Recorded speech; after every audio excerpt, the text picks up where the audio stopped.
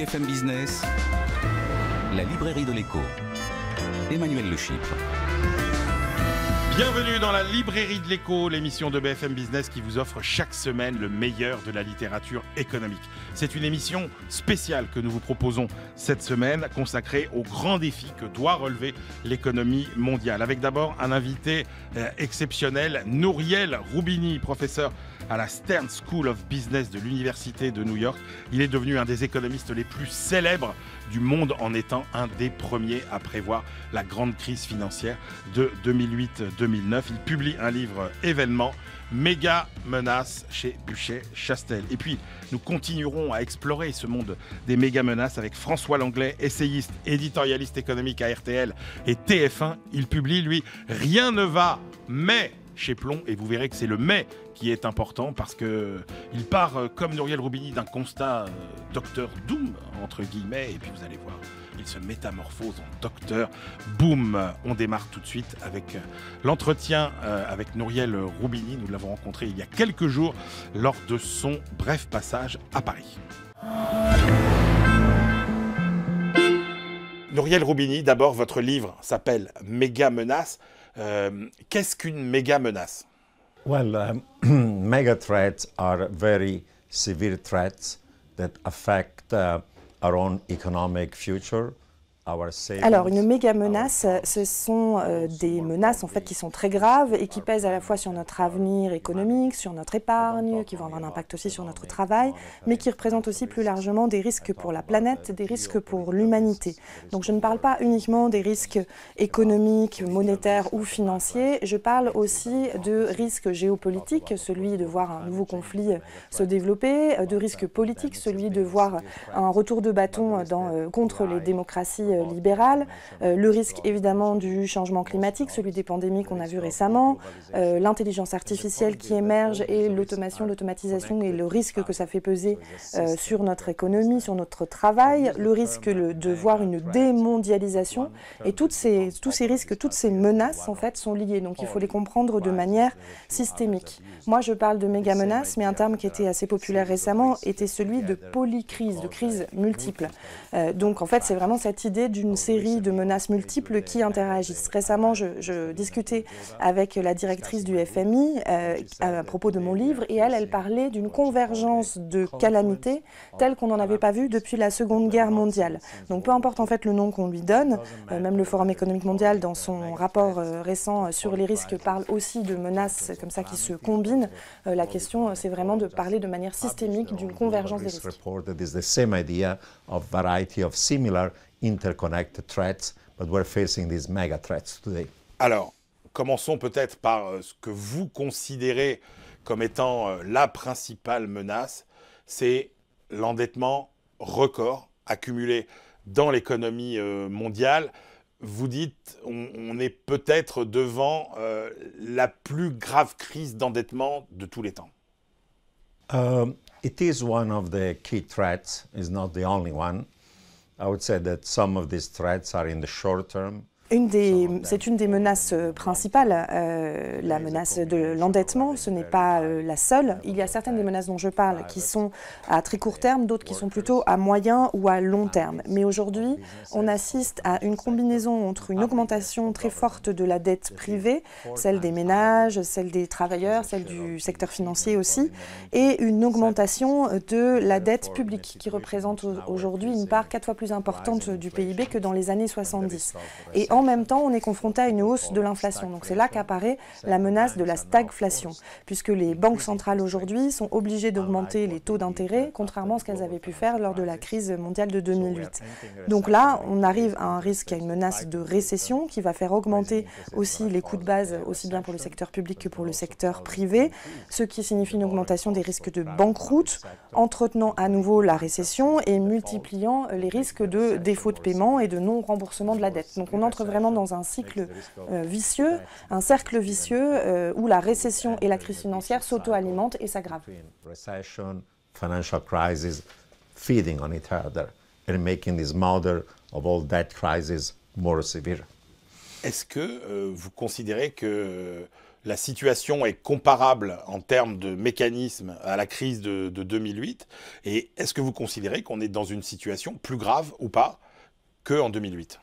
In my view, it's worse because during the global financial crisis of 2008, there were high levels of debt of households. Pour moi, la situation est beaucoup plus grave. En 2008, pendant la crise financière mondiale, on a eu une forte augmentation du taux d'endettement privé, de la dette du crédit immobilier, de la dette aussi de certains pays.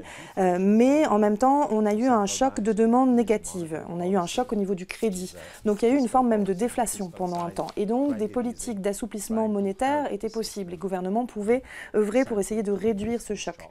Dans les années 70, au contraire, c'était un choc d'approvisionnement, un choc d'offres négatifs avec les crises pétrolières de 73 et de 79 qui a provoqué de la récession, de l'inflation, mais la dette à ce moment-là ne représentait pas la même part du PIB, donc ça n'a pas du tout eu le même impact.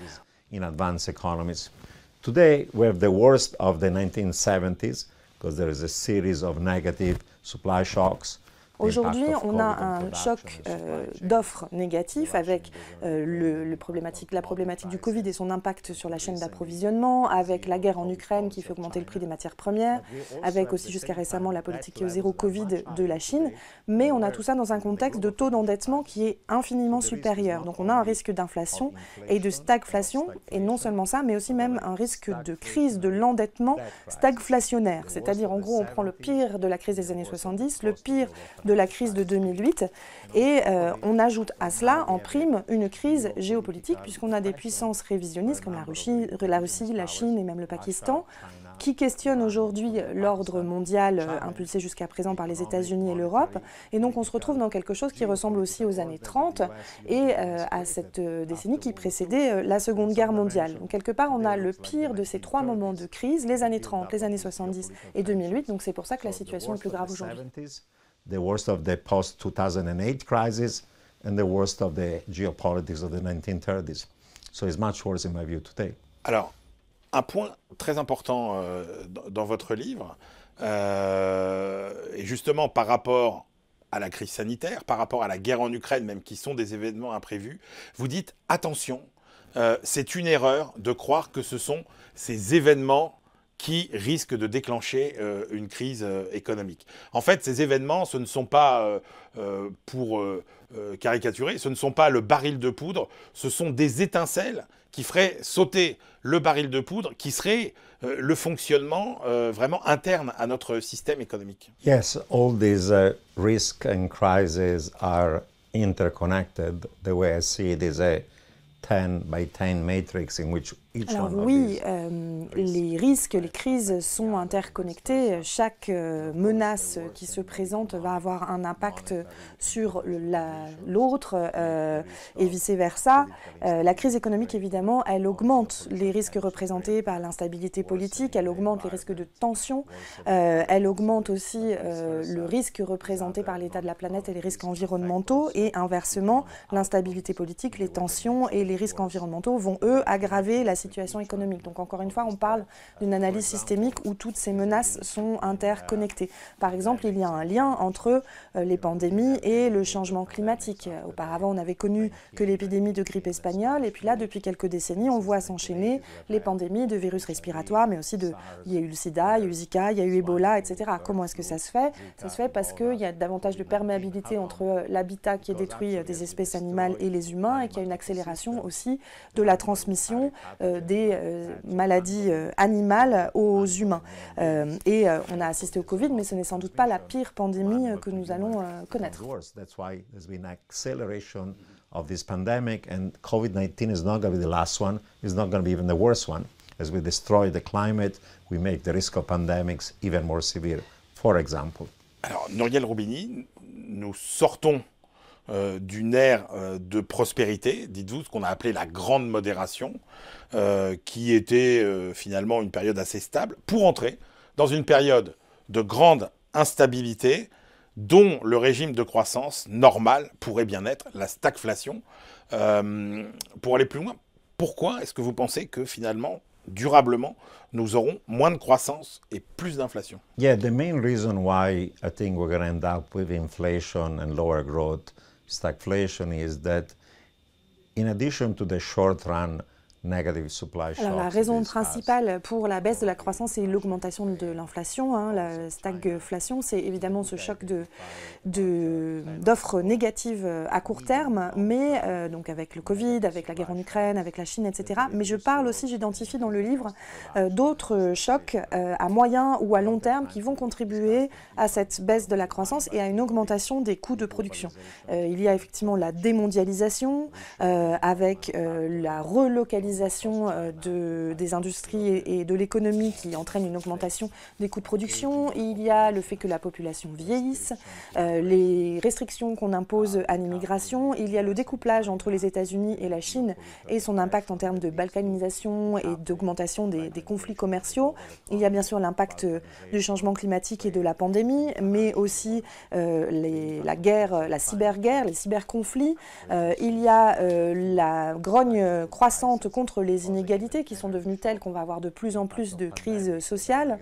Il y a le fait aussi qu'on ait utilisé la politique monétaire comme une arme, aux États-Unis notamment, comme un instrument de politique étrangère, ce qui peut s'avérer nécessaire, mais aussi entraîner une dévaluation du dollar et des frictions, et là aussi des augmentations des coûts de production.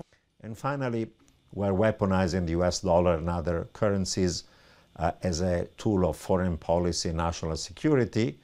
We may need to do so to contain the rivals of the US and Europe, but that may lead to a disorderly fall of the value of the dollar and creates frictions in the international. Donc aujourd'hui, on parle davantage, plutôt que de libre-échange, on parle plutôt d'échange, de security trade, d'échange en toute sécurité.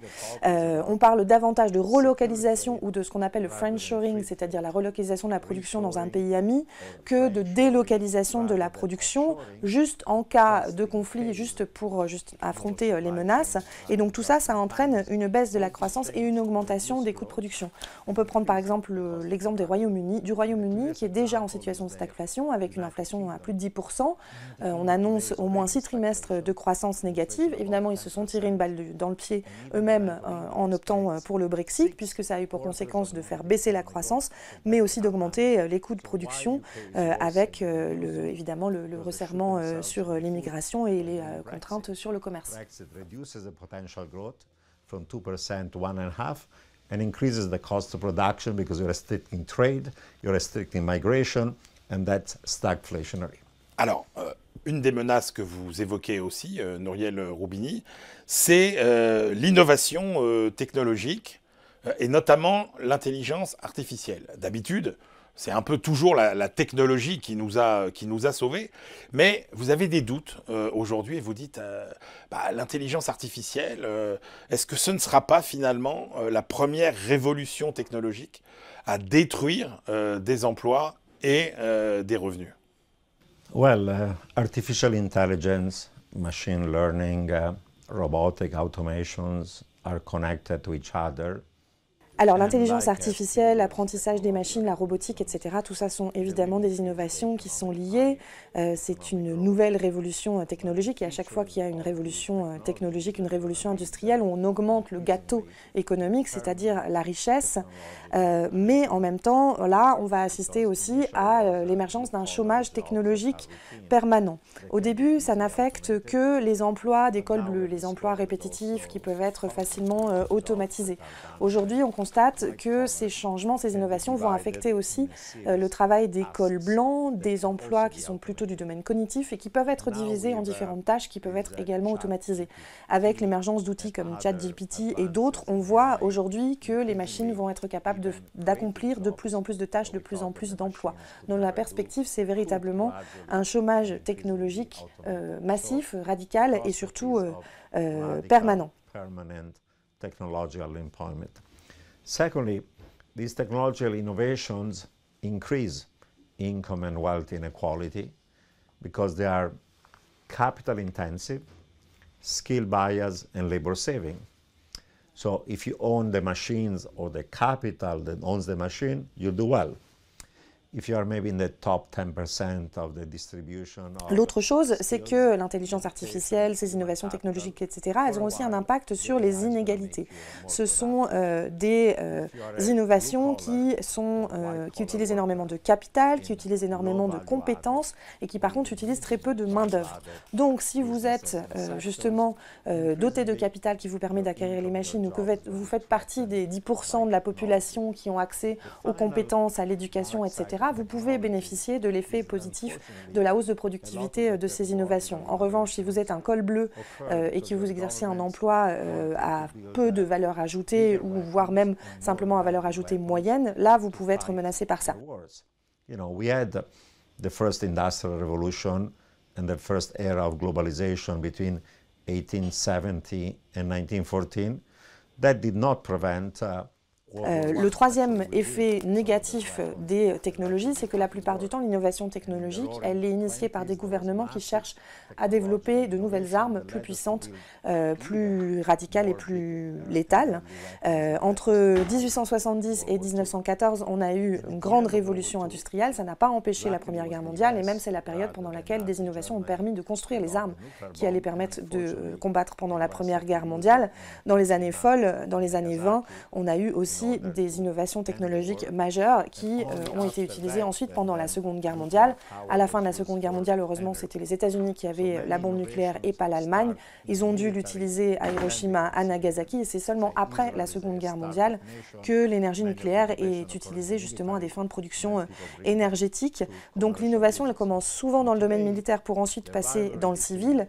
Israël aujourd'hui se voit comme une start-up nation, mais là aussi c'est parti d'énormément de travail d'innovation au niveau militaire.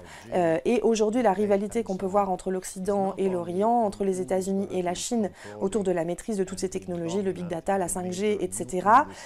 Non seulement ces technologies vont dominer l'avenir économique, ça on sait qu'on s'appuiera tous dessus, mais surtout ce qui est en jeu, c'est une hégémonie, là aussi militaire et géopolitique, puisque la guerre est aussi de plus en plus automatisée, on utilise de plus en plus de drones, on assiste à des cyberconflits, on va bientôt vers des robots soldats, et donc évidemment la technologie, certes, elle augmente la richesse, le gâteau économique, elle peut améliorer les vies humaines, mais elle augmente aussi énormément les inégalités, et elle contribue aussi à forger des armes de plus en plus létales pour cette même humanité. Make us live longer, healthier, increase the economic pie, but technological unemployment, rising inequality, and use of it to actually build more dangerous weapons. Alors, une des menaces que vous identifiez aussi, Nouriel Roubini, potentiellement, c'est l'instabilité, voire l'incohérence du système monétaire international.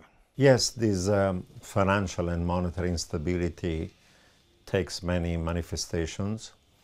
One is that probably the role of the US dollar as the main global reserve currency. L'instabilité monétaire, l'instabilité financière, elle se manifeste de différentes manières. D'abord, il y a le rôle du dollar américain en tant que principale monnaie de réserve mondiale qui est susceptible de décliner. D'abord parce que nous avons un important déficit extérieur, un déficit fiscal qui pourrait entraîner une chute du dollar de façon désordonnée. D'autre part, parce que le dollar est utilisé comme outil de sécurité nationale, donc quand on inflige des sanctions à des ennemis qui sont susceptibles de tourner le dos aux actifs en dollars, et d'ailleurs pas que en dollars, c'est aussi l'euro qui peut être concerné, pour se tourner peut-être davantage vers l'or, l'or qui, conservé dans un coffre à Moscou ou à Pékin, lui ne peut évidemment pas être saisi de la même manière. Or in Moscow, as opposed to New York or London, of course, cannot be seized. So that's part of it. The other aspect of it is that we still have a lot of toxic financial innovation and leverage, and a build-up of leverage in the financial system with cycles of bubble, boom, followed by bust and a crash. Il y a d'autre part des opérations et des cycles toxiques qui se répètent, de bulles et de crash financiers qui se répètent de plus en plus souvent, qui entraînent une instabilité financière qui, là aussi, est liée à une instabilité économique plus globale. Et puis, évidemment, il y a la zone euro qui, pour l'instant, tient encore, mais qui est soumise à énormément de pression, avec la dette publique et privée qui se multiplie et avec aussi la croissance qui baisse, et surtout la tentation populiste chez des pays comme en Italie, mais même en France, en 2027, on pourrait avoir tout à fait une Marine Le Pen élue qui est anti-Europe, anti-euro, nationaliste et populiste d'un point de vue économique et monétaire. Donc la zone euro, nous ne devrait pas la tenir pour acquise. So we cannot take for granted the future of the European Union and of the Eurozone. Et puis évidemment, sous la pression de ces tensions géopolitiques avec la Russie, etc., on a également des coûts de défense et de sécurité pour l'Europe qui augmenteraient en parallèle. Donc on est dans une ère d'incertitude comme on n'en a jamais vu, non seulement dans l'économie réelle, on a de l'instabilité non seulement dans l'économie réelle, mais aussi une instabilité qui est monétaire, qui est dans le système financier, qui est une instabilité des marchés. But also in our monetary and financial markets and systems. Alors, un point sur les crypto-monnaies, Nouriel Roubini, parce que depuis la crise financière de 2008-2009, il y a une défiance vis-à-vis du système financier global, défiance finalement sur laquelle prospèrent les crypto-monnaies qu'on peut considérer comme une alternative. Or, vous dites, attention, si on ne limite pas l'extraction des crypto-monnaies, on va au-devant de risques sociaux importants. Et puis, si on veut un système financier plus stable, nous n'avons absolument pas besoin ni des crypto-monnaies, ni de la blockchain. For the last 6 years, I've been probably the most outspoken critic of crypto, but even of blockchain. Alors depuis 6 ans, je suis un des principaux critiques des crypto-monnaies et de la blockchain. Déjà, le terme crypto-monnaie est usurpé puisque en fait on ne peut pas qualifier les crypto-monnaies de monnaie. Elles ne sont pas un moyen de paiement, elles ne permettent pas de stabiliser une valeur, elles sont au contraire extrêmement volatiles. Même les conférences sur la crypto-monnaie n'acceptent pas les crypto-monnaies pour payer le ticket d'entrée parce que du jour au lendemain, elles pourraient tout perdre étant donné la volatilité de la valeur de ces crypto-monnaies. Donc c'est tout sauf une monnaie. Ce n'est pas non plus un actif. Un actif, c'est censé vous apporter une forme de revenu, que ce soit par exemple un actif immobilier ou même financier. Profit margin of the conference can be wiped out overnight by price fall. They also have to be a single numeraire so that you can compare the relative price of one good and with the other. But in a world with thousands of tokens, it's like going back to barter. Ça n'a pas non plus une utilité, contrairement par exemple aux matières premières qui peuvent être utiles à quelque chose, que ce soit les énergies ou l'argent, etc.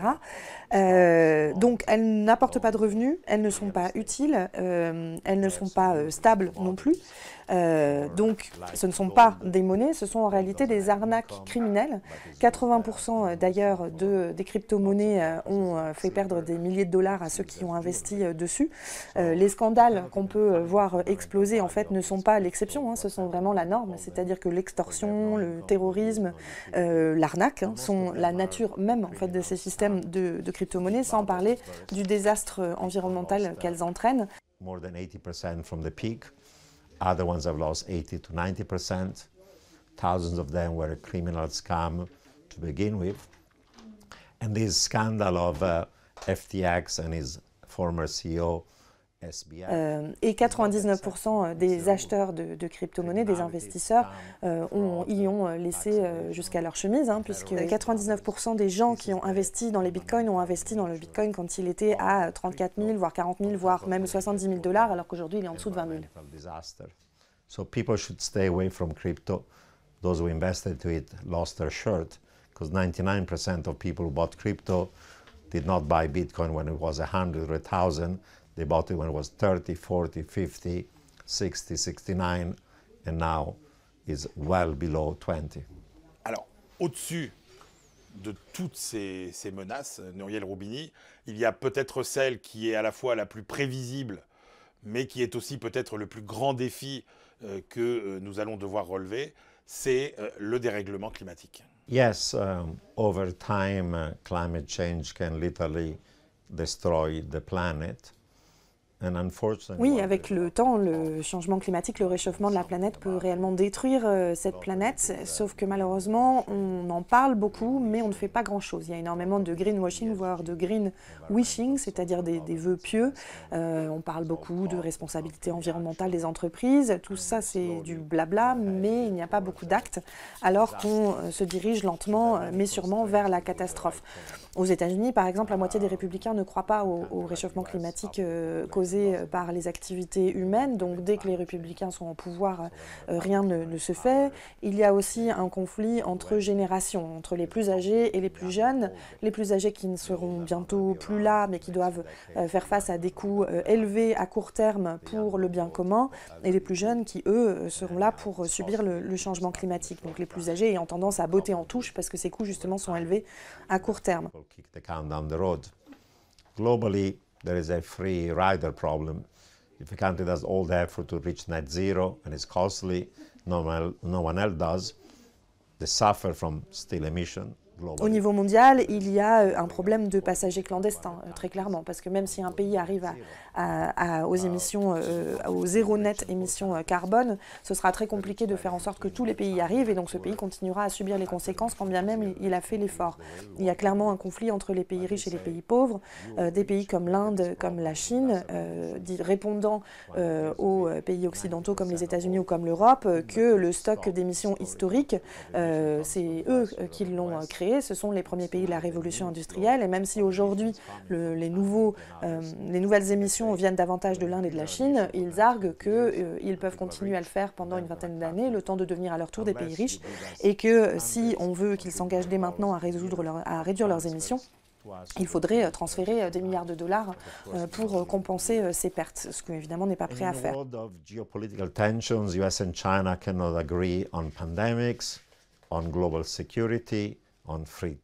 Si les États-Unis et la Chine ne sont pas capables de se mettre d'accord pour affronter une pandémie ou de se mettre d'accord sur le libre-échange, sur le commerce, on voit bien que ça va être difficile de les mettre d'accord sur le changement climatique. Bien sûr, il existe d'autres solutions au niveau national ou international, mais elles sont extrêmement difficiles. Et donc le résultat, c'est qu'on parle beaucoup, on ne fait rien, et on va donc tout droit à la catastrophe.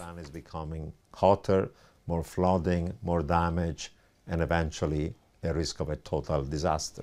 Alors, justement, pour savoir si on peut éviter la catastrophe, la réponse de Nouriel Roubini dans la deuxième partie de l'émission.